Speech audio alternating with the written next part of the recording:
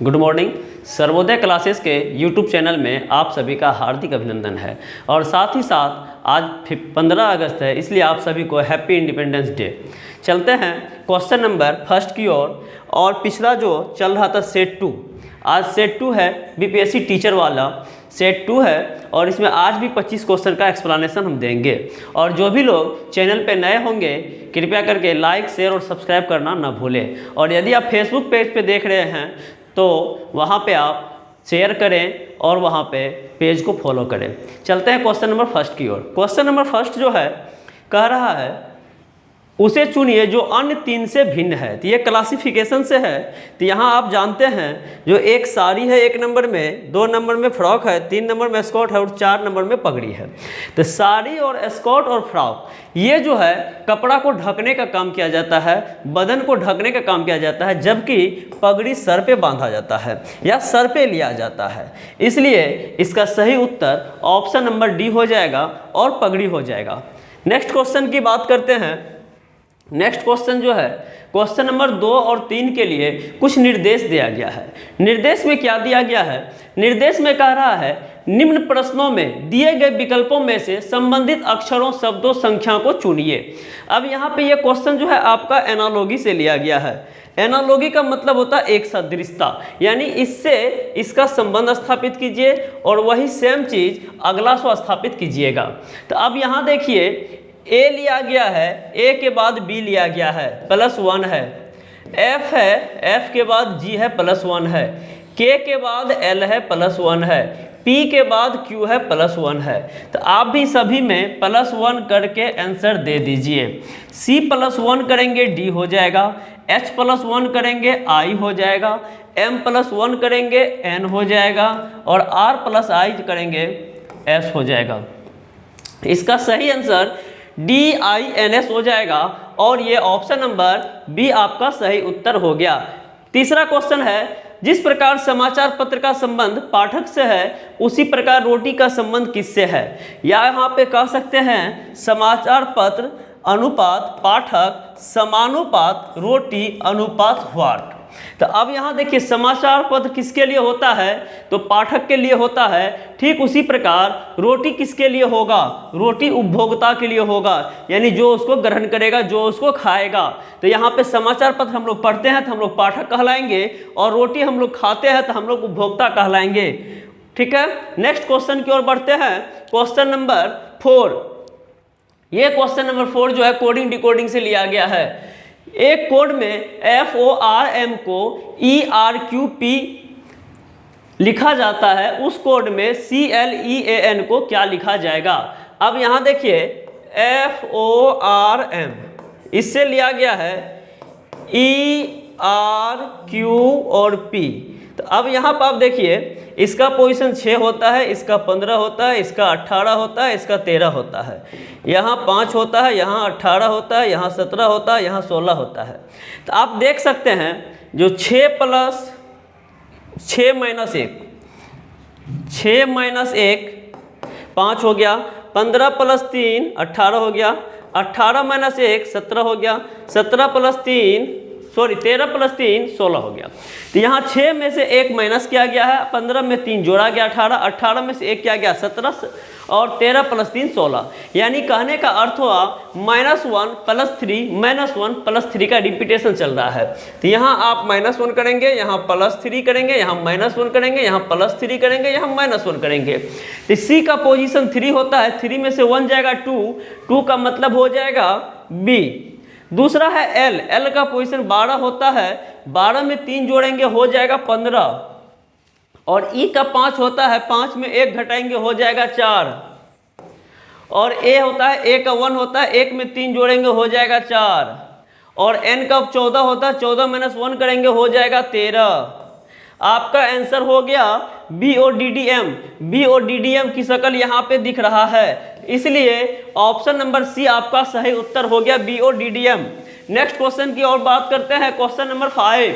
ये question number 5 जो है बोर्ड मास से लिया गया है। बोर्ड मास कहने का मतलब यहाँ पे मैथमेटिकल ऑपरेशन का यूज करना है। अब यहाँ देखिए कह रहा है यदि गुना के लिए माइनस हो, यानी कहने का मतलब जहाँ गुना लिया गया वहाँ पे आप माइनस लिखेंगे और डिवाइड के लिए प्लस हो, जहाँ भागा का प्रयोग किया गया वहाँ प्लस लेंगे, और माइनस के लिए डिवाइड, यानी जहाँ पे माइनस का साइन दिया गया वहाँ डिवाइड लेंगे, और प्लस के लिए इंटू, जहाँ प्लस है वहाँ इंटू लेंगे। तो निम्नलिखित समीकरण का मान बताइए। अब यहाँ पे देखिए 26, 74, 4, 5 और 2, अब इसका वैल्यू बताना है। तो यहाँ प्लस है, प्लस के बदले क्या लेना है, तो लिखा गया है यहाँ पे प्लस के लिए माइनस के लिए इंटू, माइनस इंटू के लिए माइनस, डिवाइड के लिए प्लस, और माइनस के लिए डिवाइड, और प्लस के लिए इंटू। तो अब फर्स्ट में प्लस है तो फर्स्ट में आप इंटू लेंगे। उसके बाद कह रहा है माइनस, माइनस के लिए डिवाइड, यहाँ पर आप डिवाइड लेंगे, और यहाँ इंटू है तो इंटू के लिए माइनस, इंटू के लिए हम माइनस लेंगे, और लास्ट में आपका यहाँ डिवाइड है तो डिवाइड के लिए प्लस, तो यहाँ पर आप प्लस लेंगे। अब इसका कार्यक्रम जब करेंगे बोर्ड मास को देखते हुए, तो सबसे पहले यहाँ पे इन दोनों के बीच में आप डिवाइड देंगे। तो यहाँ से काटिएगा तो 4 से 1 34 हो जाएगा, 4 8 32, 33 34 20 हो जाएगा, 4 पंचे 20, यानी कहने का मतलब 18.5 हो गया। अब यहाँ पे हो जाएगा 26 गुना 18.5 माइनस 5 प्लस 2 इक्वल टू क्या होगा देखेंगे। अब इन दोनों को गुना करिएगा, तो इन दोनों को गुना करके देख लीजिए 185 इंटू ये, और दशमलव यहाँ पे दे देंगे, एक अंक के बाद है। 6 पंचे 30 के 0 बच गया 3, 8 6 48 3, 51 के 1 बच गया 5, 6 का 6 5 11, तो 1110, 15 10 के 0 बच गया 1, 8 2 16 17 7 बच गया 1, 2 का 2 1 3, ये आपका हो गया 0 इतना इतना इतना, यानी आपका टोटल ये हो गया 481। अब यहाँ पे 481 minus 5 plus 2 equal to what. अब 11 में से 5 गया 6, बचा यहाँ 7, और यहाँ 476 प्लस 2 बराबर 478 वाला आंसर आपका होगा सही। ऑप्शन नंबर सी आपका सही उत्तर हो गया 478। इसमें देखिए कुछ नहीं करना है, सिर्फ साइन को बदल देना है, और उसके बाद बोर्ड मास के हिसाब से, बोर्ड मास का हिसाब क्या होता है, BODMAS। यहाँ पे ध्यान रखिएगा, B से ब्रैकेट होता है जिसको हिंदी में कोष्ठ कहते हैं, O से ऑफ होता है जिसको हिंदी में का कहते हैं, D से डिवाइड होता है जिसको भागा कहते हैं, M से मल्टीप्लाई, मल्टीप्लाई का मतलब गुना, A से एडिशन जोड़, S से सब्ट्रैक्ट घटाओ। तो इस तरीके से पहले इसका कार्यक्रम के आधार पे बनाएंगे, और ऐसा नहीं 26 गुना 74 भागा 4 कर देंगे तो मेरा आंसर गलत आ जाएगा, और कभी कभी सही आ भी गया है तो ये आपका प्रोसेस नहीं है, ध्यान रखिएगा। नेक्स्ट क्वेश्चन की ओर बढ़ते हैं। क्वेश्चन नंबर 6 क्या कह रहा है देखिए। 6 कह रहा है लड़कों के पंक्ति में ललिता दाएं और बाएं दोनों ओर से, ललित दाएं और बाएं से दोनों ओर से 18वें क्रमांक पे है। पंक्ति में कुल कितने बच्चे हैं, तो ये रैंकिंग में हम पढ़ाए हुए हैं। दाएं और बाएं, बाएं से भी 18 नंबर और दाएं से भी 18 नंबर पे कौन बैठा हुआ है, तो ललित बैठा हुआ है। तो पंक्ति में कुल कितने बच्चे हैं, टोटल नंबर ऑफ स्टूडेंट निकालना है, दोनों का जोड़ कर दीजिए। 18 प्लस 18 माइनस 1 बराबर आपका आंसर हो गया 35। दोनों का जोड़ -1 आपका आंसर हो गया। ये रैंकिंग जो हम पीछे पढ़ाए हुए हैं उसमें जाके देख लीजिएगा, सारा कंडीशन क्लियर हो जाएगा। नेक्स्ट क्वेश्चन की ओर बात करते हैं। क्वेश्चन नंबर 7 क्वेश्चन क्या है देखिए। 7 क्वेश्चन कह रहा है 7 से 9 निम्नलिखित जानकारी का ध्यानपूर्वक अध्ययन कीजिए और उत्तर दीजिए। 8 मित्र GHIJNOP और Q एक सीधी पंक्ति में बैठे हैं, परंतु आवश्यक नहीं कि इसी क्रम में। यानी कहने का मतलब है, ध्यान रखिएगा, यहाँ से यहाँ तो 8 व्यक्ति है, एक सीधी पंक्ति में तो बैठे हैं, लेकिन ऐसा नहीं है कि एक लाइन से बैठा दें। यानी कुछ लोग ये सोचेंगे GHIJNOPQ ऐसे बैठे होंगे। यदि ऐसे बैठे होते तो ये जो नीचे कुछ पॉइंट दिए हैं इनकी ज़रूरत नहीं पड़ती, इसलिए ऐसा नहीं होगा। कैसा होगा तो अभी आप देखिए। यहाँ पे क्वेश्चन को कुछ छोटा करते हैं।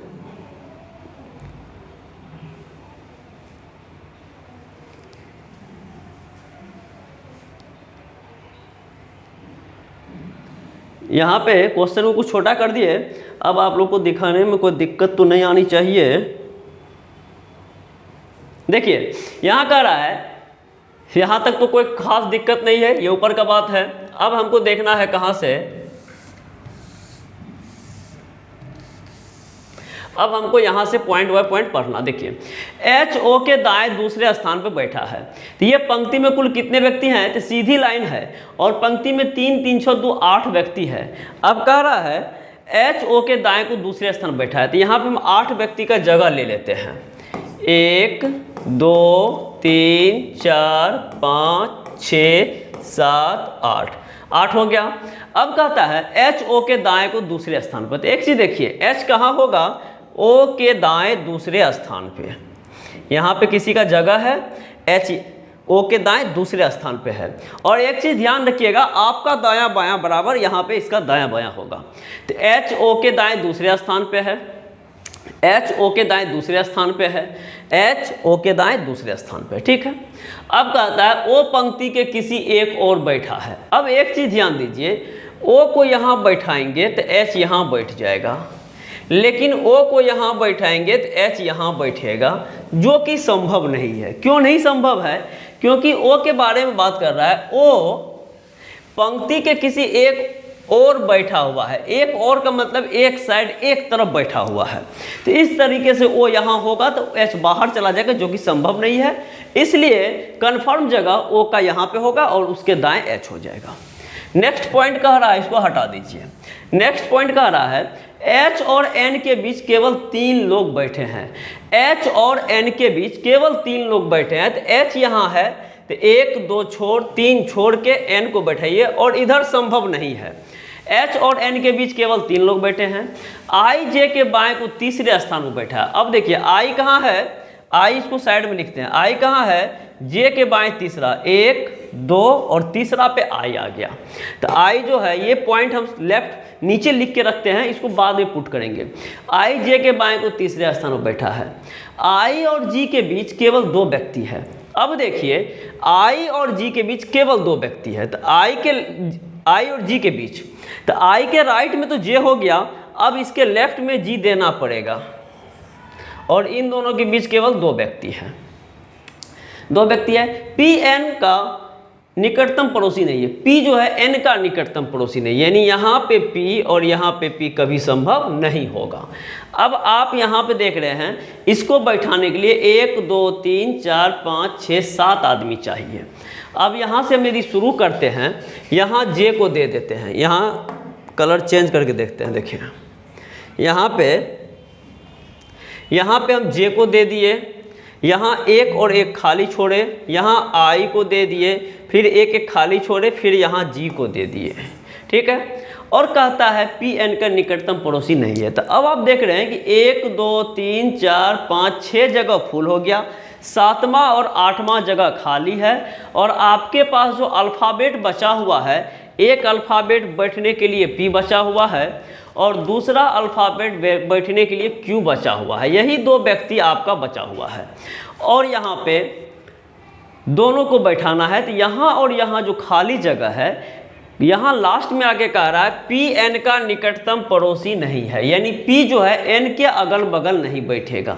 तो जब पी यहाँ नहीं बैठेगा तो पी की मजबूरी होगी यहाँ बैठना, और जब पी वहाँ बैठ जाएगा तो क्यू के लिए सिर्फ और सिर्फ एक ही जगह बचा, और वो यहाँ आके बैठ जाएगा। अब यहाँ पे देखिए, इसको एक बार फिर से कन्फर्म करेंगे, क्या ये पूरे जो है क्वेश्चन के अकॉर्डिंग सही है कि नहीं। देखिए इसको पढ़ते जाएंगे और बनाते जाएंगे। अब यहाँ पे चलिए एक बार क्वेश्चन को फिर से मिला लेते हैं। एच ओ के दाएं दूसरे स्थान पर है। एच कहाँ है, ओ के दाएं दूसरे स्थान पे, तो ओ यहाँ पे है, इसका दाएं पहला और दूसरा, तो ये सही है, ये सही है। और कहता है ओ पंक्ति के किसी एक और बैठा हुआ है, तो ओ पंक्ति के एक और बैठा हुआ है। एच और एन के बीच केवल 3 व्यक्ति, एच और एन के बीच 1 2 और 3 लोग, एच और एन के बीच केवल 3 लोग बैठे हैं। आई जे के बाएं को तीसरे स्थान पर, आई जे के बाएं 1 2 3, ठीक है। और जे और जी के बीच केवल 2 व्यक्ति, जे और जी के बीच केवल 2 व्यक्ति, ठीक है। पी एन का निकटतम पड़ोसी नहीं है, पी एन का निकटतम पड़ोसी नहीं है। अब बात आती है इसको दोबारा बनाने का क्या मकसद था। कभी कभी क्या होता है, एक बार जो आप बैठाए हैं तो उसमें भी कहीं ना कहीं गलती आ जाती है, और दोबारा एक बार ज़रूर चेक कर लें। और दोबारा जब चेक कर लेते हैं तो आपका गलत होने का कोई समस्या, कोई संभावना ही नहीं रहता है। इसलिए आप लोग दोबारा ज़रूर चेक कर लें।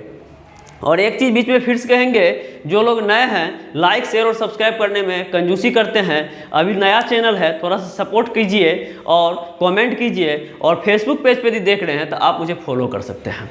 अब देखिए इसका हो गया। अब क्वेश्चन क्या कह रहा है, क्वेश्चन कह रहा है, पहला क्वेश्चन है, निम्न में से वह व्यक्ति कौन है जो पंक्ति के एकदम दाएं छोर पर बैठा है। तो दाएं छोर पर कौन व्यक्ति बैठा है, तो आप देख के कह सकते हैं इसका जी बैठा है। कौन बैठा है, दाएं छोर पे जी बैठा है। इसका आंसर हो जाएगा option number D, option number D हो जाएगा।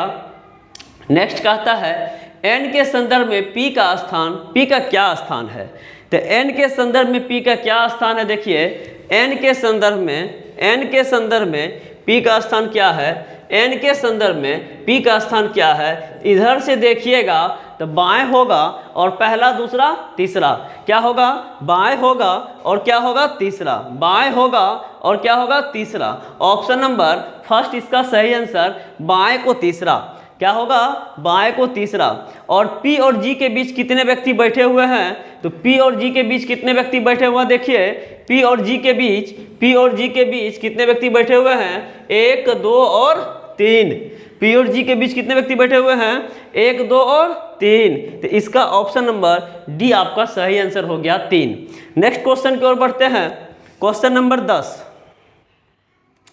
यहाँ देखिए दी गई आकृति में कितने त्रिभुज है। ये आकृति आपका नहीं भी दिख रहा होगा तो देख लीजिए इस प्रकार का है।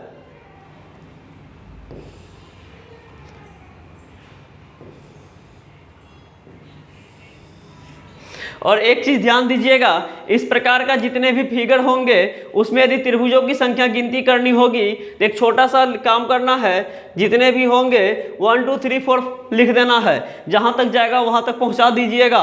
यानी कहने का मतलब 5 से लेके 6 7 8 10 12 कहीं भी जाएगा तो कोई दिक्कत नहीं है। और इन सबों को जोड़ दीजिए, आपका उत्तर आपके पास होगा और आंसर नंबर इसका 10 होगा, ऑप्शन नंबर डी हो जाएगा। यानी कहने का मतलब 4 + 3 7 2 9 1 10। और इसी तरह का और एग्जाम्पल हम आप लोग को बता देते हैं। एग्जाम्पल देखिए इस तरीके का है। अब यहाँ पे देखिए ये हम दे देंगे और पूछेंगे कितने त्रिभुज हैं। आपको फिर वही काम करना है, 1 2 3 4 5 6, ये 6 तक गया, 6 लिख दिए, सबको जोड़ दीजिए, 6 5 11 4 15 15 3 18 2 20 1 21। इसका आंसर 21 हो जाएगा। यदि पुनः एक लाइन खींच दे तो फिर +21 हो जाएगा, क्योंकि फिर 1 2 3 4 5 6 ही लिखना पड़ेगा। यदि ऐसा लिख दे तो 1 2 3 ही करेंगे। यदि अधूरा लाइन रहेगा तो अधूरा ही लिखेंगे, तो 3 2 5 1 6 ही करेंगे। यदि ऐसा इधर से कर दे तो 1 2 करेंगे, तो 1 2 3। यदि ऐसा कर दे तो 1 2 3 4 5, तो 5 4 9 3 12 13 14 1 15। तो इस तरीके से, इस तरीके का फिगर का कोई दिक्कत नहीं होगा, आप देख सकते हैं। और यदि कंप्लीट देखना होगा तो कमेंट कर दीजिएगा, कंप्लीट फिगर का फार्मूला बता देंगे, सूत्र बता देंगे, ट्रिक बता देंगे, जिससे कि आप कम से कम टाइम में अधिक से अधिक क्वेश्चन बना सकते हैं। नेक्स्ट क्वेश्चन की ओर बढ़ते हैं, क्वेश्चन नंबर 11 क्वेश्चन नंबर क्या कह रहा है, देखिए कह रहा विपिन अपने घर से दक्षिण दिशा में 60 मीटर चलकर पूरब की ओर मुड़कर। तो यहाँ कहने का मतलब हुआ विपिन अपने घर से दक्षिण दिशा में, तो डायरेक्शन डिस्टेंस मालूम होगा, डायरेक्शन डिस्टेंस मालूम होगा। यहाँ पे NSEW होता है, यानी ऊपर उत्तर होता है, नीचे दक्षिण होता है, इधर पूरब होता है और इधर पश्चिम होता है, अकॉर्डिंग टू बोर्ड, यानी बोर्ड के आधार पे। ठीक है, अब यहाँ पे देखिए इसमें क्या करना है। विपिन अपने घर से दक्षिण दिशा में 60 मीटर चल के, तो विपिन का घर यहाँ पे बना लीजिए और ये 60 मीटर चल के दक्षिण दिशा में चलकर पूर्व की ओर मुड़कर। अब पूरब मुड़ने का मतलब इधर मुड़ जाएगा, पूरब मुड़ता है, पूरब मुड़ा 40 मीटर चलता है और उत्तर में मुड़ जाता है 30 मीटर, उत्तर मुड़ जाता है और 30 मीटर, चलकर रुक जाता है। वो अब अपने घर से कितनी दूरी पे है, तो वो यहाँ पे पहुँच चुका है। ये इसका एंड पॉइंट है और ये उसका घर था यानी होम था, यानी ये स्टार्टिंग पॉइंट था। तो स्टार्टिंग पॉइंट और एंड पॉइंट की बीच की दूरी आपको निकालनी है। तो आप यहाँ क्या करेंगे, यहाँ पे देखिए ये आपका 40 है तो ये भी इसका 40 होगा। ये टोटल 60 है जिसमें ये 30 है, तो ये 30 निकल जाएगा, तो ये भी बच जाएगा 30। तो ये आपका और ये आपका, यानी कहने का मतलब अब आपको कर्ण निकालना है। तो कर्ण बराबर होता है लंब स्क्वायर जोड़ आधार स्क्वायर, यानी कहने का मतलब एच स्क्वायर बराबर P square plus B square. H square बराबर P square plus B square. तो परपेंडिकुलर यहाँ पे इसको लीजिए चाहे इसको लीजिए, कोई फर्क नहीं पड़ेगा। तो एक आपका हो जाएगा 40 का स्क्वायर और एक हो जाएगा 30 का स्क्वायर। एक हो जाएगा 1600 और ये हो जाएगा 900। ये आपका हो जाएगा 2500। और इसीलिए जब P निकालेंगे या H निकालेंगे, इसीलिए H बराबर √2500 अर्थात 50 मीटर। ऑप्शन नंबर आपका, आंसर नंबर आपका ऑप्शन नंबर सी आपका सही आंसर हो गया। आंसर नंबर सी आपका सही आंसर हो गया। नेक्स्ट क्वेश्चन की ओर बात करते हैं। नेक्स्ट क्वेश्चन आपका क्लॉक से नहीं, कैलेंडर से नहीं, ये आपको मिरर से लिया गया है। तो मिरर में देखिए क्या क्या गया है। यहाँ देखिए ये फिगर बना हुआ है, ये फिगर बना हुआ है और इसके बीच में टी लिखा हुआ है। यहाँ एक्स और वाई अक्ष दिया गया है, यहाँ मिरर दिया गया है और आपको मिरर दिया गया है। और यहाँ पे आपको बताना है, यहाँ पे आपको मिरर दिया गया है और यहाँ पे बताना है यह दर्पण एक्स वाई पर रखा जाता है तो कैसी आकृति बनेगी। तो हम लोग को पता होगा और आप लोग को भी जानकारी दे चुके हैं, जो मिरर में लेफ्ट राइट चेंज होता है, अप डाउन नो चेंज होता है, इसलिए टी का फिगर टी ही जैसा बनेगा और कैपिटल टी का भी यहाँ पे चेंज भी नहीं होगा। और ऑप्शन नंबर ए आपका सही आंसर हो गया। नेक्स्ट क्वेश्चन की बात करते हैं, क्वेश्चन नंबर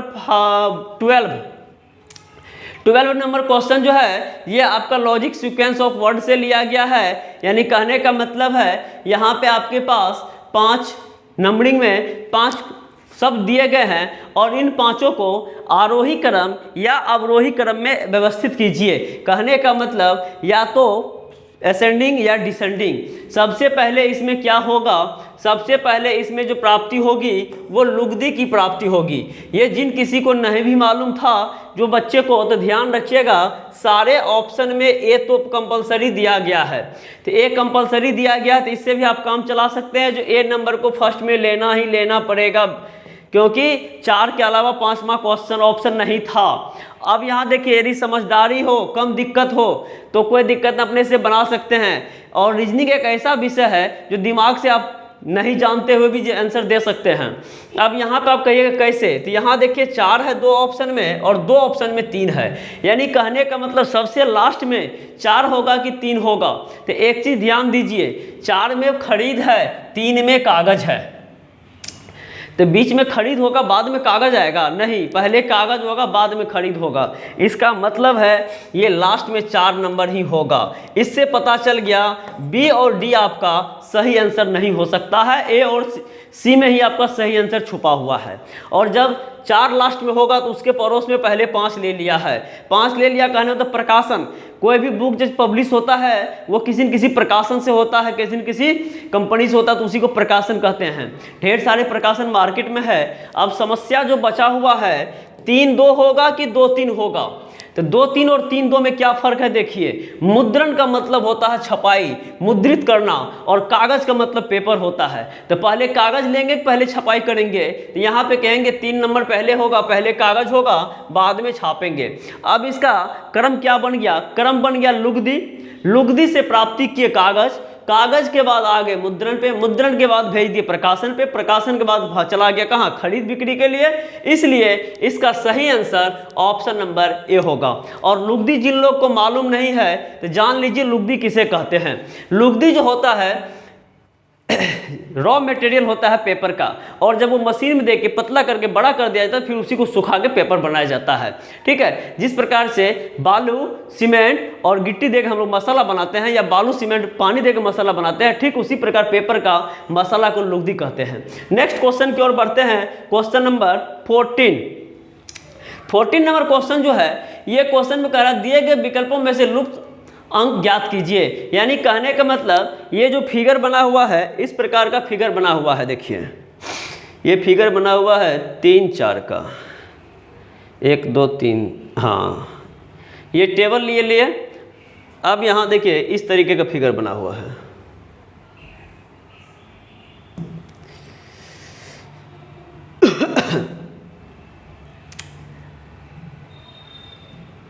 हाँ 4 3 का, चलिए ये 4 3 का 4 3, हाँ ठीक है।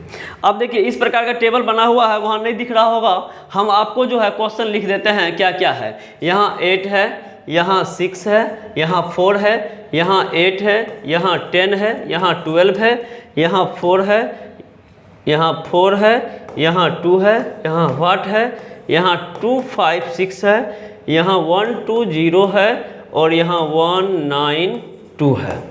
और ऑप्शन आपके सामने ही है, आप देख ही रहे हैं। अब यहाँ पे आपको पता करना है व्हाट के जगह पे क्या होगा।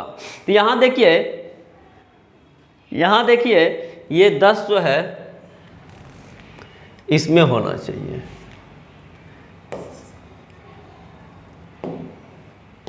ये 6 10 और यहाँ 12। अब यहाँ देखिए करना क्या है, इसमें इन दोनों को गुना करेंगे, 8 8 64 और 64 गुना ये 4 करेंगे। तो 64 गुना 4 कितना होता है, 4 गुना 4 16 के 6 बच गया 1 और 4 गुना 6 24 1 25। यानी कहने का मतलब इन सबों का गुणनफल इनके इक्वल है। अब यहाँ देखिए 10 गुना 6 60, 60 गुना 2 120 है। तो 12 गुना 4 48, 48 गुना वाट बराबर 192।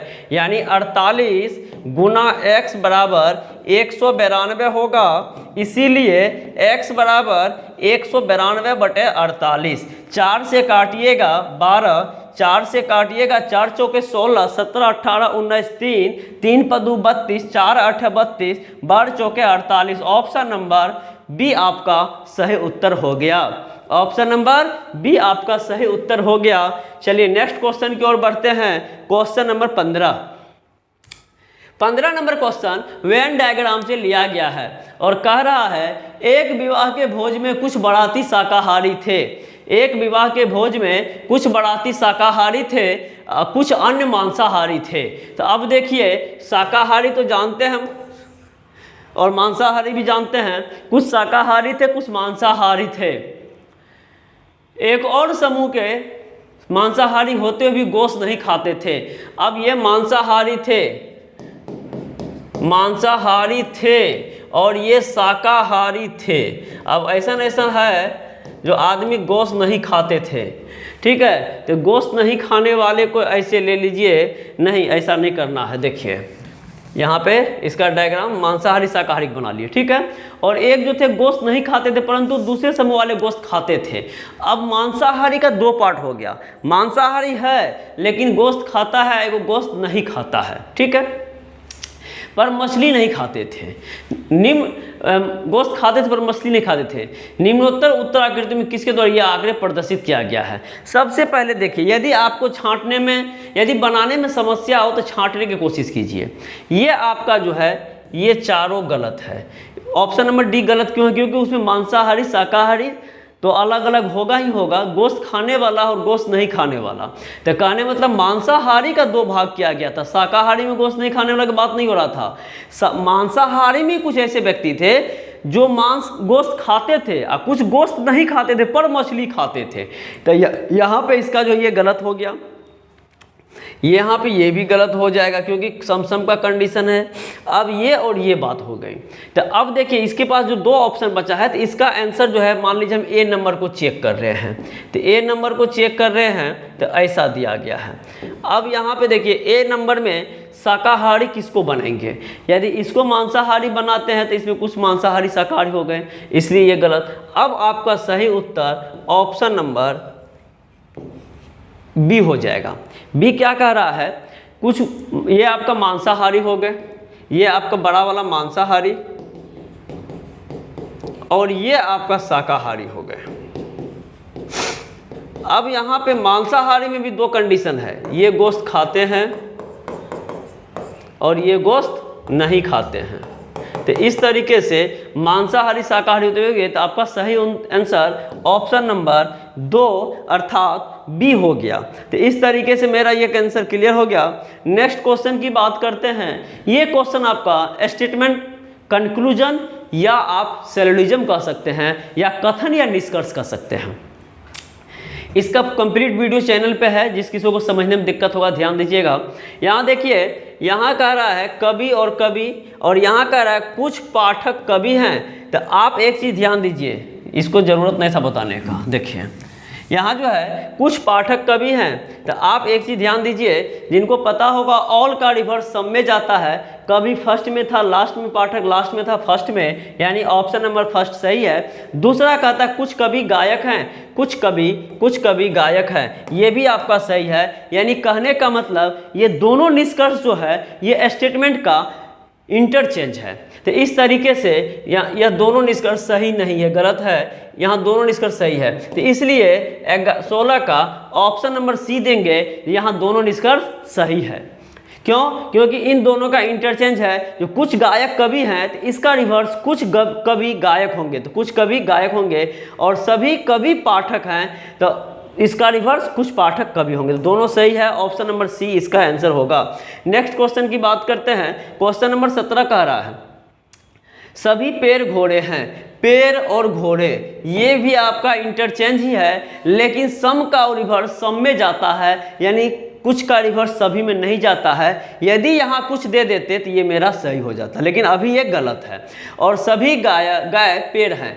गाय यहाँ पे 50 है, पेड़ यहाँ 50 है। घोड़ा कॉमन टर्म तो मिलेगा, लेकिन 50-50 नॉट पॉसिबल, पहली बात। और दूसरी बात, गाय का वैल्यू 50 है, यहाँ गाय का वैल्यू 100 है, इसीलिए ये गलत। यानी दोनों गलत होने पे इसका ऑप्शन नंबर आप दे देंगे। यह यदि दोनों निष्कर्ष सही नहीं है मतलब गलत है, तो इस तरीके से इसका ऑप्शन नंबर 4 आपका हो जाएगा, दोनों गलत है। 17 के बाद क्वेश्चन नंबर 18 की ओर बढ़ते हैं। 18 नंबर क्वेश्चन जो है ये आपको पहेली से लिया गया है, और ये सब एक ऐसा चैप्टर है जो सारे बच्चे एग्जाम में नहीं बना पाएंगे, क्योंकि ये सब बनाने के लिए थोड़ा बुद्धि की ज़रूरत होती है। अब यहाँ देखिए क्या करना है, इतना जो बात है ये सब सिर्फ पढ़ के 1 मिनट में समझने वाली बात है, और जब 1 मिनट में समझ गए तब आगे क्वेश्चन बनाना है। यहाँ कह रहा है, निर्देश दे रहा है प्रश्न संख्या 18 और 19 के लिए। ये निर्देश जो है प्रश्न 18 और 19 के लिए दे रहा है। कह रहा है इन प्रश्नों के उत्तर देने के लिए निम्नलिखित जानकारी का ध्यानपूर्वक अध्ययन कीजिए। 8 व्यक्ति ABCDEF G और H अलग अलग कंपनी अर्थात XYZ में काम करते हैं। यानी कहने का अर्थ होता है ये 8 व्यक्ति है और अलग अलग कंपनी में काम करते हैं, अलग अलग कंपनी में काम करते हैं, और कंपनी का नाम जो है X है, Y है और Z है। ये कंपनी का नाम X और Y और Z है। फिर कहता है किसी भी एक कंपनी में 3 से अधिक व्यक्ति काम नहीं करते। यानी अब एक चीज़ दिमाग लगाइए, आदमी की संख्या आपके पास 8 है और कंपनी की संख्या 3 है, और यदि 3 हम दे दे तो 9 हो जाएगा। इसलिए कभी भी 3 से अधिक नहीं डालेंगे, और 3 से अधिक नहीं डालेंगे तो समझ ही रहे हैं 3 से अधिक व्यक्ति काम नहीं करते। समूह में केवल 2 महिला हैं। अब यहाँ पे जो है महिला भी है, महिला क्या गो है, महिला की संख्या 2 गो है। समूह में केवल 2 महिलाएं हैं जिनकी विशेषता अलग अलग है। ये अलग अलग है विशेषता, अलग अलग विशेषता है, और वे अलग अलग कंपनी में काम करते हैं। यानी विशेषता भी अलग है, कंपनी भी अलग है, काम करते हैं। HR वित्त और विपणन, इनमें से प्रत्येक में मित्रों के समूह में से 2-2 की विशेषता प्राप्त है। यानी HR वित्त और विपणन है, इसमें 2-2 व्यक्ति हैं। ठीक है, एक सदस्य इंजीनियर और एक सदस्य डॉक्टर है। एक सदस्य इंजीनियर है और एक सदस्य डॉक्टर है। अब इसके बाद क्या किया जाएगा, देखिए इतना समझ गए। अब यहाँ पे बात आती है इसका, तो एक चीज़ ध्यान दीजिए, ये भी दिखा देते हैं। यहाँ पे देखिए, अब ये क्वेश्चन है तो वहाँ पे एक चीज़ देखिए, अब इसको बनाना है, फिर इसके बाद हमको जाके क्वेश्चन मिलेगा आंसर करने के लिए। तो ये जो है लंबा चौड़ा है, तो अब यहाँ पे पहले हम कुछ बना लेते हैं, आपको देखिए समझा देते हैं। यहाँ आसानी से सबसे कम टेंशन लेके बनाइएगा, और ये बेसिक से हम बता रहे हैं, जिनको आज तक पजल का पी नहीं मालूम होगा शायद वो भी सीख जाएंगे। तो पहले थोड़ा सा देखिए, सबसे पहले इसमें 3 चीज़ की चर्चा की है, 4 चीज़ की। 4 चीज़ क्या क्या है? सबसे पहले तो आदमी है, तो आदमी की संख्या 8 है। आदमी की संख्या कितना है? 8 है। तो एक चीज़ ध्यान दीजिए, इस तरह का जो फिगर हम बनाएंगे, इस तरह का टेबल हम लेंगे। हम छोटा सा टेबल इसको ले लेते हैं, इस तरह का टेबल लेंगे। तो इस तरह का जब टेबल लेंगे तो अब देखिए 8 व्यक्ति है, तो यहाँ ए बी सी डी ऐसे नाम लिखने के लिए हम जितने व्यक्ति हैं उससे 1 बढ़ा। अब उसके बाद देखिए इसमें 1 बढ़ा के लेंगे। फिर उसके बाद एक्स वाई जेड ये 3 है, तो यहाँ पे 3 है, तो इसको जो है मिटा दीजिए। तो यहाँ पे देखिए ये जो है मेरे पास 8 आदमी है, तो ये वाला लाइन हम आपको ऐसे वाला ए बी सी डी लिखने के लिए 8 के बदले 9 ले लेंगे, ठीक, 1 बढ़ा देंगे। उसके बाद ये है 1 2 और 3, तो ये प्लस आपके पास इधर जो है ये वाला एच आर 1 हो गया, एच आर 1 हो गया, वित्त 2, विपणन 3 और इंजीनियर 4 और डॉक्टर 5, तो ये 5 है। तो ये 5 + 3 8 हो गया, इसमें भी 1 बढ़ा लेंगे। तो आदमी यदि 8 है तो हम 9 लेंगे, और ये भी यदि 8 है तो हम भी इसको 9 ले लेंगे, क्योंकि 3 यहाँ 2 5 और 3 8 1 9, तो 9 का टेबल हम बना लेंगे। और 9 का टेबल बनाने के बाद क्या करेंगे, अब वो अगला में देखिए हम बताते हैं आपको, जहाँ मेरा क्वेश्चन है वहीं बनाएंगे। अब यहाँ देखिए 9 का हम टेबल ले लेते हैं, 3 5 6 का लेके इसको 9 का करेंगे, ठीक है। अब देखिए 7 8 9 और इधर भी इधर भी। अब इसका साइज छोटा कर देते हैं, क्योंकि बहुत ज़्यादा बड़ा हो जाएगा तो फिर क्वेश्चन ही नहीं हटेगा। अभी कितना कितना हो गया, 1 2 3 4 5 6 7 8, 1 2 3 4 5 6 7 8 9, 1 इधर बढ़ा लीजिए, 1 2 3 4 5 6 7 8 9, 1 2 3 4 5 6 7 8 9। अब देखिए 9 का एक टेबल बना लिए। अब हमको करना क्या है, जब 9 का टेबल बना लिए हैं तो आप जैसे कंपनी एक्स वाई जेड था, तो एक्स वाई जेड यहाँ लिख दीजिए। और इसमें आदमी कौन कौन थे,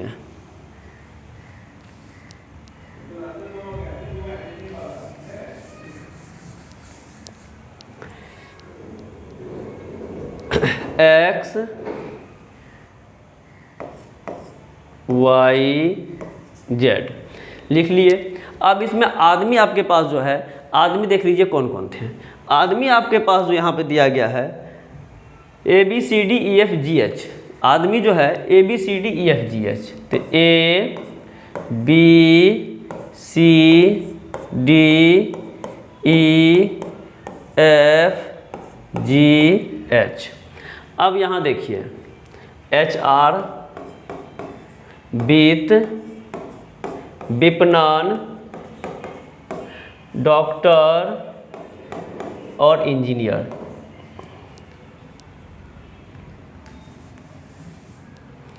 यहाँ पे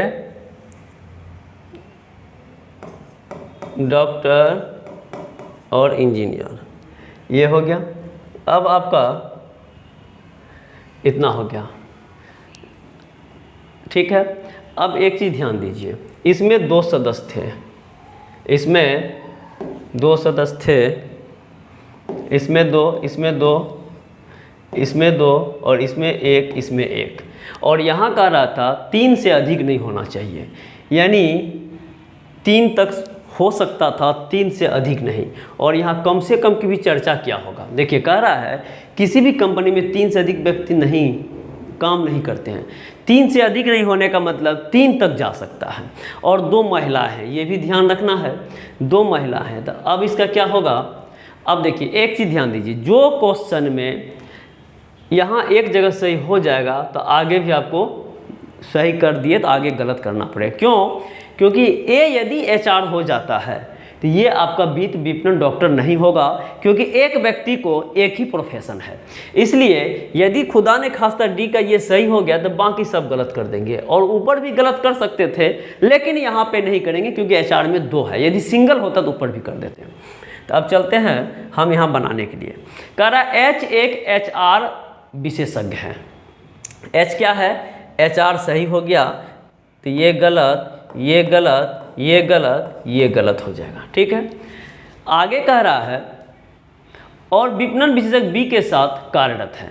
अब H के बारे में चर्चा कर रहा है। H जो है विपणन विशेषज्ञ बी के साथ कार्यरत है, यानी कहने का मतलब H एक HR विशेषज्ञ हैं और H एक HR विशेषज्ञ हैं और विपणन विशेषज्ञ बी के साथ कार्यरत है। यानी विपणन विशेषज्ञ कौन है, बी है, तो बी विपणन में जाएगा तो ये गलत, ये गलत, ये गलत, ये गलत, और दोनों साथ है। तो दोनों साथ कहने का मतलब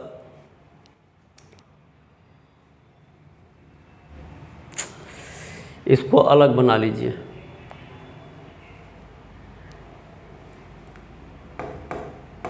ठीक है, अब यहाँ पे देखिए विपणन विशेषज्ञ बी के साथ कार्य है, यानी पता चल गया बी और H, B plus H same company, B plus H same company में जाएगा। इसको हम लेफ्ट नीचे लिख के रख लिए हैं।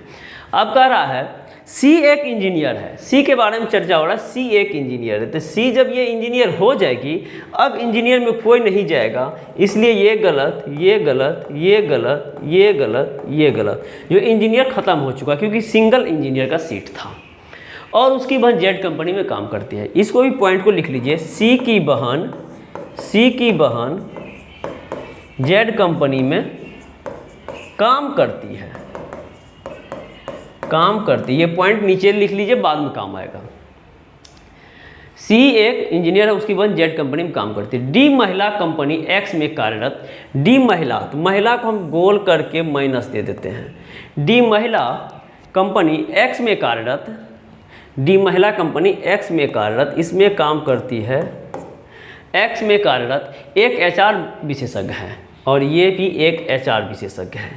अब आप कह सकते हैं HR का सीट फुल हो गया है, इसलिए HR को ख़त्म कर दीजिए। अब पूरा गलत हो जाएगा। क्यों? क्योंकि HR में 2 सीट था और दोनों मेरा भर चुका है। HR विशेषज्ञ, जबकि उसका मित्र जी एक वित्त विशेषज्ञ है। जी क्या है? वित्त विशेषज्ञ है। तो जी के सामने वित्त कीजिए सही, ये गलत, ये गलत। जी एक वित्त विशेषज्ञ है और कंपनी जेड में कार्यरत है। जी कहाँ कार्यरत है? जेड में कार्यरत। यहाँ सही, यहाँ गलत, यहाँ गलत। ठीक है। समान विशेषता वाले कोई भी 2 व्यक्ति एक साथ काम नहीं करते हैं। समान विशेषता वाले कोई भी 2 व्यक्ति एक साथ काम नहीं करते हैं। इसका मतलब क्या हुआ? देखिए, जैसे कि H और D HR में है, तो D यदि इसमें चला गया है X कंपनी में, तो H कभी भी X कंपनी में नहीं जाएगा, यही कहने का मतलब है। इसलिए इसका ये खत्म। ठीक है। समान विशेषता वाले कोई भी व्यक्ति एक कंपनी में काम नहीं करते हैं।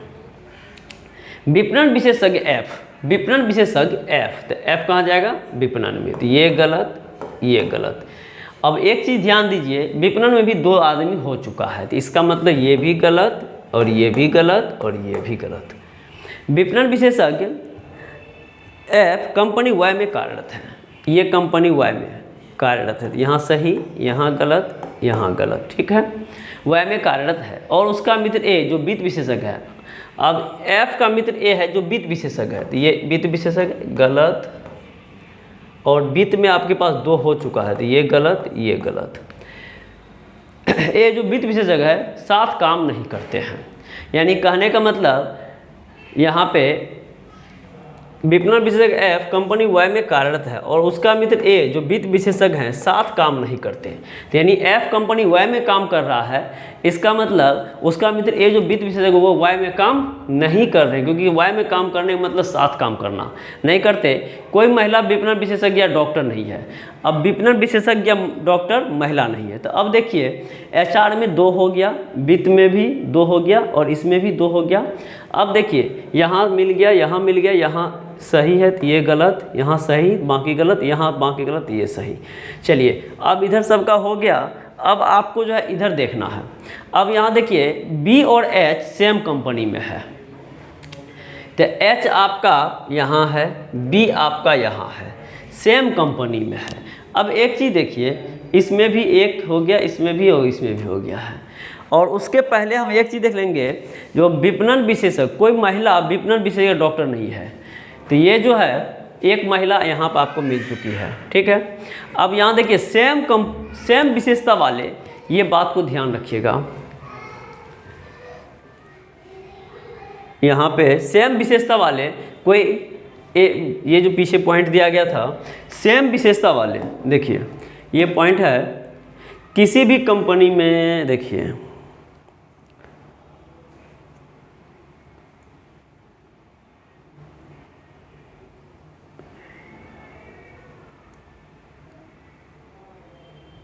देखिए यहाँ कह रहा है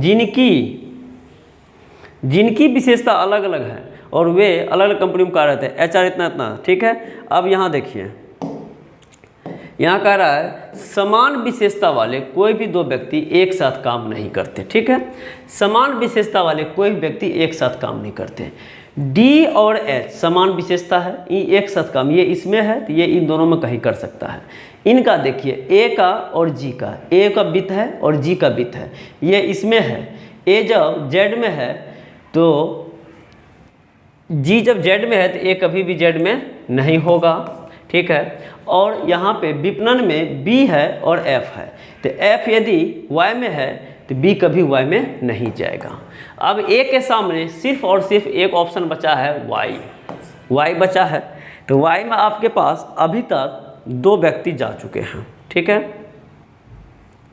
वाई में अभी तक 2 व्यक्ति जा चुके हैं और आपको ये भी पता है B plus H same company, तो बी और एच को जब सेम में देंगे तो बी को वाई में तो जाना नहीं है और एच को भी वाई में नहीं जाने देंगे। क्यों नहीं जाने देंगे? क्योंकि बी और एच एक साथ जाएगा, तो बी तैयार नहीं तो एच भी तैयार नहीं।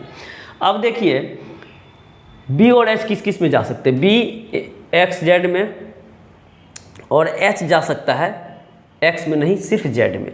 इसका मतलब जब ये तो दोनों में जा सकता है, लेकिन इसके लिए सिर्फ यही खाली है, तो इसका मतलब उसको भी यहीं जाना पड़ेगा और ये भी यहीं जाएगा और ये गलत। अब आप देख सकते हैं कंपनी जेड में 3 हो गया है और 3 से अधिक होना नहीं है, तो इसलिए ये गलत, ये गलत। अब आपके पास ये हो गया गलत। अब आपके पास 3 यहाँ हो गया, 2 यहाँ, 5, 1 6। अब चलते हैं अगला, बी और एच सेम में कंपनी में, ये हो गया। नेक्स्ट कहता है सी की बहन जेड कंपनी में काम करती है और यहाँ पे ये हो गया। अब इस पॉइंट को ध्यान दीजिए, महिला विपणन विशेषज्ञ डॉक्टर नहीं है, महिला विपणन विशेषज्ञ डॉक्टर नहीं है, यानी कहने मतलब कोई महिला विपणन विशेषज्ञ। तो विपणन विशेषज्ञ ये है, तो ये आपका मेल हो गया, मेल, ये मेल और ये भी मेल, ठीक है। विपणन विशेषज्ञ या डॉक्टर नहीं है और डॉक्टर आपका कौन है, ये मेल। तो अब आप देख रहे हैं 3 मेल हो गया है और 1 फीमेल है और कह रहा है सी की बहन जेड कंपनी में काम करती है। सी की बहन जेड कंपनी में काम करती है। जेड कंपनी में काम कर कौन रहा है, एक ये काम कर रहा है, एक ये काम कर रहा है और एक ये काम कर रहा है। सी की बहन जेड कंपनी में काम करती है, तो जेड कंपनी में काम करती है तो बी तो खुद ब खुद मेल है क्योंकि वो विपणन काम कर रही है और महिला विपणन विशेषज्ञ डॉक्टर नहीं है। दूसरा है जी, जी वित्त में है और तीसरा है एच, एचआर है। अब यहाँ पे जी और एच के बारे में चर्चा करना है, ये क्या मेल है कि फीमेल है। तो सी की बहन जेड कंपनी में काम करती है तो जेड कंपनी में ही तीनों है और जी वित्त में है और महिला जो है विपणन विशेषज्ञ डॉक्टर नहीं है, तो ये विपणन विशेषज्ञ डॉक्टर है। चलिए यहाँ पे हो गया। अब यहाँ पे इससे पहले एक पॉइंट और था, एक पॉइंट क्या था वो देखिए। एक पॉइंट यहाँ था, ये कह रहा है, यहाँ पे देखिए यहाँ कह रहा था 2 महिलाएं हैं, समूह में केवल 2 महिलाएं हैं जिनकी विशेषता अलग अलग है, यानी 2 महिला जो है उनकी विशेषता भी अलग अलग है। अब यहाँ पे देखते कौन महिला क्या होगी। एक महिला हमको डी मिली थी जो HR है, अब यहाँ पे जो है H भी HR है, तो ये महिला हो नहीं सकती है, इसलिए महिला फीमेल ये होगी। और समूह में 2 महिला हो गई आपके पास D और G, D और G होगी क्योंकि H ऑलरेडी HR है, तो 2 HR महिला हो नहीं सकती। चलिए क्वेश्चन की ओर बढ़ते हैं। अब आपका पूरा क्लियर हो गया। क्वेश्चन कह रहा है मित्रों में से डॉक्टर कौन सा है। अब यहाँ देखिए डॉक्टर कौन सा है, तो आप देख सकते हैं डॉक्टर आपका E है। डॉक्टर कौन सा है? E है। इसका ऑप्शन नंबर बी आपका सही आंसर है। डॉक्टर कौन है? ई है। नेक्स्ट क्वेश्चन कह रहा है निम्नलिखित में से कौन सा संयोजन सही है। अब सही कहने के लिए कह रहा है, तो देखिए सही कौन सा है। क्वेश्चन है निम्न में से कौन सा संयोजन सही है। CZ इंजीनियर, CZ इंजीनियर, तो C आपका है, इंजीनियर आपका है, और Z में है कि नहीं ये पता करना पड़ेगा। सब देखिए 1 2 3 1 1 2 3। अच्छा यहाँ पे एक कॉलेज नहीं क्लियर हुआ है, तो ये दोनों है, ये इसमें ठीक है। और A और G वित्त में है, तो A कहाँ है? Y में है। G कहाँ है? Z में है। और विपणन में है B और F, B कहाँ है? वो Z में है। F कहाँ है? Y में है। ठीक है, इतना है। अब यहाँ पे इनके बारे में पता नहीं चल रहा है, तो यहाँ पे 1 2 3 4 5 6 7 8 2 बचा हुआ है, तो 2 बचा हुआ है, तो इसका कन्फर्मेशन नहीं होने के कारण आइदर का कंडीशन बनेगा। ठीक है। अब देखिए क्या क्वेश्चन था। क्वेश्चन कह रहा था निम्न में से कौन सा संयोजन सही है। संयोजन सही है, तो आपका कह रहा है सही है, तो आपका कह रहा है CZ engineer. CZ engineer, C जो है इंजीनियर तो है और Z में नहीं है। ठीक है, ये गलत हो गया। दूसरा कह रहा है EX doctor, EX doctor, E है डॉक्टर है और X में संभावना इसको छोड़ दीजिए। HXHR, HXHR, HR और Z में है, ये गलत है। CY engineer, CY engineer, C engineer और Y, ये आपका सही हो गया। तो इस तरीके से इसका आंसर हो गया ऑप्शन नंबर ये। नेक्स्ट क्वेश्चन की बात करते हैं 19 के बाद 20 नंबर क्वेश्चन देखिए क्या कह रहा है। 20 नंबर क्वेश्चन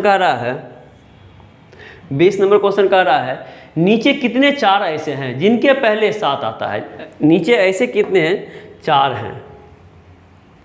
ये कह रहा है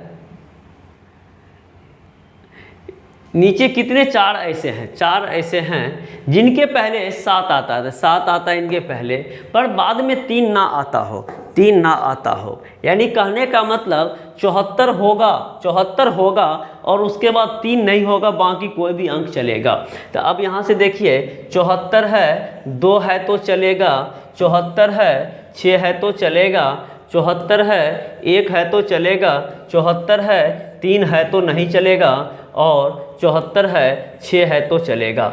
इस प्रकार से टोटल मेरे पास 4 आया और ऑप्शन नंबर डी इसका सही आंसर है। नेक्स्ट क्वेश्चन की ओर बढ़ते हैं। क्वेश्चन नंबर नीचे दिए गए विकल्प में से उसे ज्ञात कीजिए जो लुप्त संख्या के स्थान पे आएगा। अब यहाँ पे ये सीरीज का क्वेश्चन है। अब यहाँ दिया गया है 2 6 3, चलिए डायरेक्ट बात कीजिए। 2 3 6 4 5 20 6 7 42। ऑप्शन नंबर सी आपका सही उत्तर हो गया। ऑप्शन नंबर सी आपका सही उत्तर हो गया। नेक्स्ट क्वेश्चन है निम्नलिखित श्रृंखला में लुप्त अक्षर क्या है। यहाँ पे सबसे पहले इसको काउंट कर लीजिए। 1 2 3 4 5 6 7 8 9 10 11 12 13 14 15 16 हो गया। 4 4 में बांटिए, 4 4 में बांटिए। अब इसके बाद देखिए PQR। अब यहाँ देखिए पहला से पहला को तुलना कीजिए। P है, Q है, R है, P है, यानी कहने का मतलब 4 अल्फ़ाबेट का रिपीटेशन होता है और वो 4 अल्फ़ाबेट है PQRS, ये 4 अल्फ़ाबेट का रोटेशन होता है। तो आपका जो यहाँ पे फिगर है, फर्स्ट में देखिए P है, तो यहाँ पे 4 में बांटिए, इसको बड़ा कर देते हैं, बड़ा करिए, बनाने में मज़ा आएगा। और बड़ा कर दें, चलिए और थोड़ा सा बड़ा कर देते हैं। देखिए यहाँ पे क्या करना है, 4 अल्फ़ाबेट का रोटेशन होता है, और वो 4 अल्फ़ाबेट क्या है, PQRS। तो यहाँ देखिए 4 में बांट दिए, 2 2 4 2 2 4। अब आप देख रहे हैं फर्स्ट में P है, फर्स्ट में Q है, फर्स्ट में R है, तो फर्स्ट में यहाँ S हो जाएगा। फिर यहाँ पे Q के बाद R के बाद S के बाद पुनः P आ जाता है, फिर R के बाद S, फिर S के बाद P है, फिर P के बाद Q आ जाता है। तो अब यहाँ क्या होगा, तो P से पहले तो यहाँ पे S P Q R, और ऑप्शन नंबर में 4 गो R आ गया। और एक तरह से आप देख सकते हैं PQRS QRSP RSPQ SPQR, ये आपका सीरीज बन गया। इस तरीके से 22 का आंसर नंबर डी आपका सही उत्तर हो गया। उसके बाद क्वेश्चन नंबर 23 की ओर चलते हैं। 23 नंबर क्वेश्चन ब्लड रिलेशन से लिया गया है, और यहाँ कह रहा है बी का भाई ए। बी का भाई कौन है, ए। बी का भाई कौन है, ए। तो ये मेल मेंबर हो गया और ये भाई हो गया, और बी का अभी पता नहीं है कि भाई है कि बहन है। बी का भाई ए है, डी का पिता है सी। डी का पिता कौन है, सी। इसको अभी आप छोड़ दीजिए। डी का पिता कौन है, सी, छोड़ दीजिए। बी की माता है ई। अब बी की माता है ई, तो इसको पकड़ लीजिए। बी की माँ है ई, इसको इसलिए पकड़ लिए क्योंकि मेरे पास बी था, ठीक है। नेक्स्ट कहता है डी का पिता, इसे छोड़ दिए। बी की माता है ई। ए और डी भाई हैं, ए और डी भाई हैं। अब यहाँ पे डी जो है ये भाई है, तो ये पता चल गया आपस में दोनों एक दूसरे का भाई है। अब कहता है डी का पिता है सी। जब डी मिल गया है तो इसके पिताजी को खोजिए। इसका पिता है, डी का पिता है सी, ये इसका पिता है सी। अब ये पता चल गया इन दोनों के बीच में HW यानी हाउस हस्बैंड वाइफ का रिश्ता है। अब पूछ रहा है ई का सी से क्या संबंध है, ई का सी से क्या संबंध है। जहाँ से दिखाई दे वहाँ से बोलने के लिए उसको धक्का दीजिएगा और बोलिएगा बोलो कौन लगेगा। तो सी क्या बोलेगा, तो सी बोलेगा पत्नी। ऑप्शन नंबर डी आपका सही उत्तर हो गया। इस तरीके से अगला क्वेश्चन नंबर 24। प्रश्न आकृति के डिजाइन को पूर्ण कीजिए। प्रश्न आकृति क्या होगा, ये आपका जो है सीरीज का क्वेश्चन है। अब यहाँ पे जो आपके पास फिगर बना हुआ है, ये फिगर इस तरीके से बना हुआ है। इस तरीके से फिगर बना हुआ है, नहीं दिख रहा होगा इसलिए पूरा बना देते हैं, ठीक। तो यहाँ भी पूरा बना लीजिए। यहाँ ये है तो यहाँ भी कर लीजिए। यहाँ से ये इधर गया है तो आप भी यहाँ से इधर ले आइए, और यहाँ से ये इधर गया है तो आप भी यहाँ से इधर ले जाइए। फिर ये इधर है, फिर ये इधर है। अब यहाँ पे बीच में ये ऐसा है, अब बीच में ऐसा है। अब आपका यही आंसर आ गया है। अब देखिए आंसर क्या होगा। क्वेश्चन बड़ा करेंगे, आपका जो फिगर होगा आंसर का वो वहाँ छूट जाएगा। देखिए आपका जो है ये हो गया। अब यहाँ पे ये थर्ड,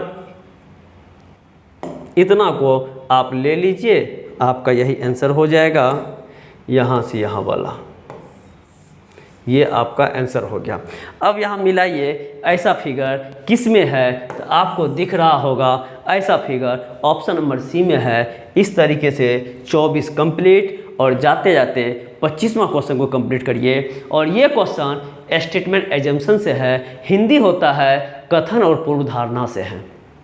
यहाँ कह रहा है लास्ट क्वेश्चन है, नीचे प्रत्येक प्रश्न में एक कथन और उसके बाद कार्यवाही के 3 उपाय 1, 2 और 3 दिए गए हैं। ये कोर्स ऑफ एक्शन का है, हम एजम्पशन बोल दिए हैं, कथन और कार्यवाही, ठीक है, 3 दिए गए हैं। कार्यवाही से तात्पर्य उस उपाय अथवा प्रशासकीय निर्णय से है जो समस्या, नीति आदि के संदर्भ में सुधार, अनुवर्तन या आगे की जाने वाली कार्यवाही से संबंधित हो।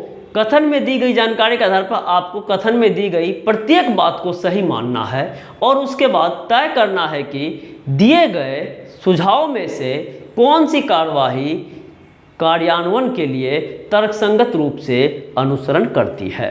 यानी कहने का मतलब है आपके पास कुछ कथन होंगे और वहाँ पे कथन में आपको ये देखना है, यदि आप जिला प्रशासन में डीएम हो गए या कहीं आप एसपी हो गए या कहीं आप दरोगा हो गए और आपके साथ यदि ऐसा कंडीशन आता है तो उस कंडीशन में आप क्या करेंगे। यदि सेम क्वेश्चन आपके पास आ जाए तो उस क्या करेंगे, यही कथन और कार्यवाही है।